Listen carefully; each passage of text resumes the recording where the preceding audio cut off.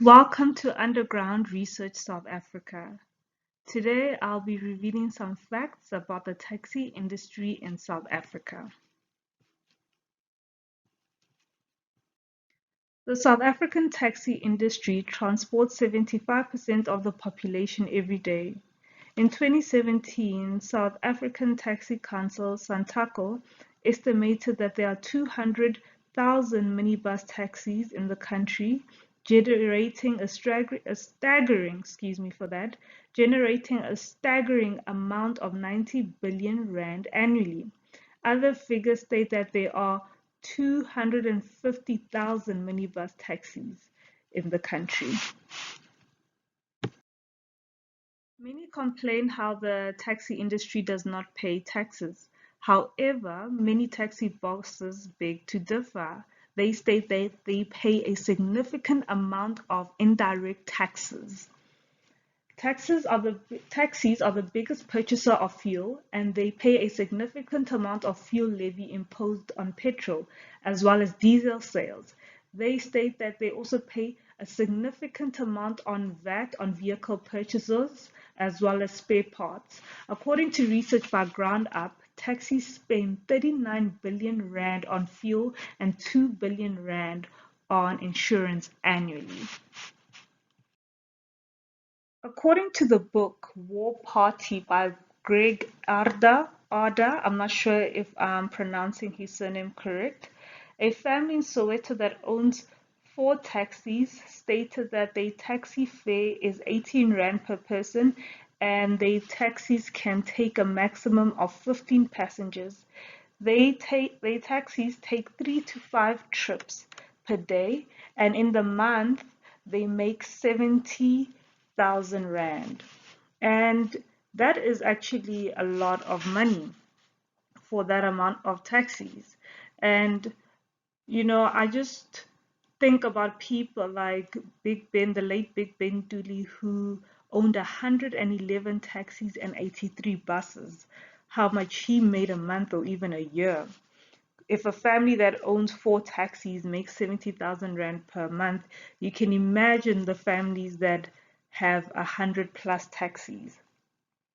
An example would be the fact that Big Ben Tuli, he was one of the first black people to live in La Lucia, which is an affluent suburb in Durban.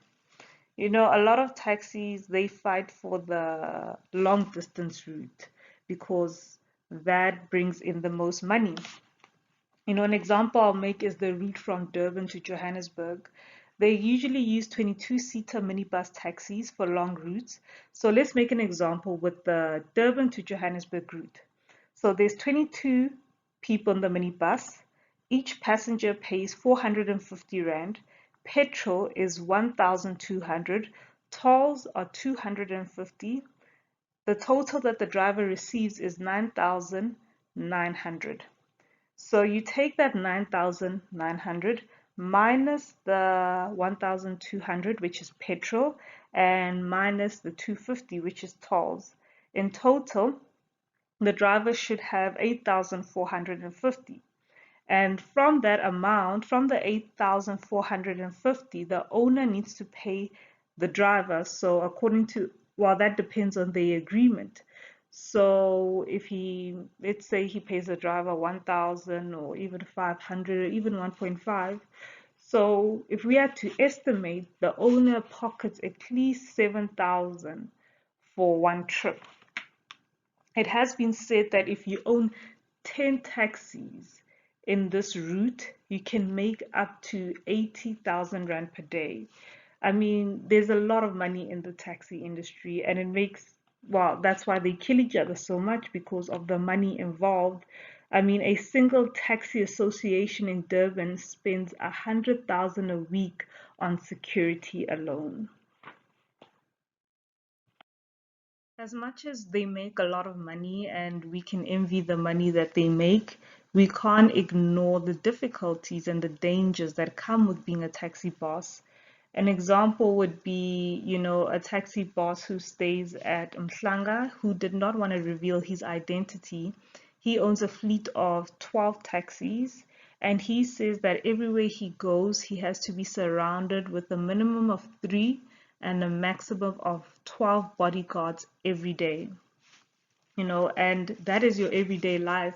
You can't just pop up to the shop or go to Woolworths quickly or quickly go to the garage by yourself. Everywhere you go, you must be guarded and protected. And there's also another taxi boss who's a 70-year-old man. When a journalist, he also did not reveal his identity, but when a journalist interviewed him and went to his offices, which are in a warehouse in Durban, which is surrounded by a whole lot of CCTV cameras, he stated that he does not travel with his wife or any family member in the same car as him in case a hit is called on him.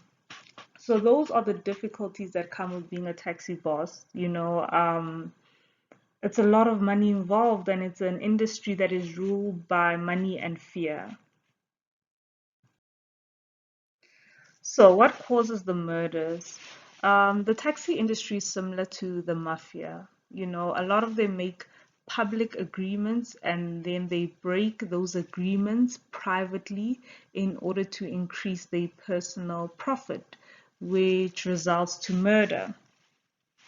So a taxi boss would pay, for example, owners of a rival taxi association to slowly build up a fleet in order to dominate that particular route.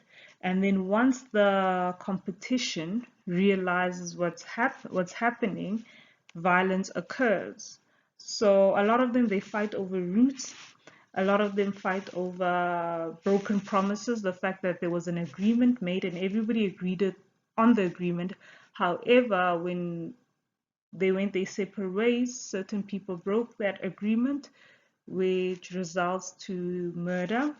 And also, what causes the murders is hostile takeovers. For example, when a certain taxi boss or a certain powerful someone who's in the taxi industry or a certain powerful taxi family, they want a particular route or they want things done a particular way, and meetings happen and an agreement is not agreed to in those meetings. There's no particular agreement.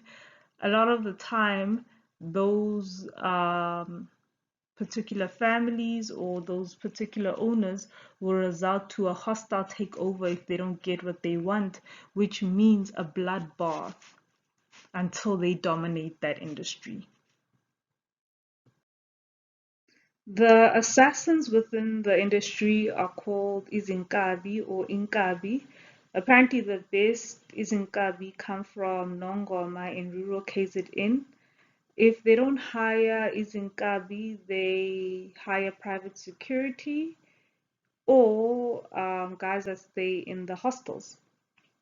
It has been said that perpetrators of taxi violence are linked to politicians. That is why not much is done about the violence within the industry.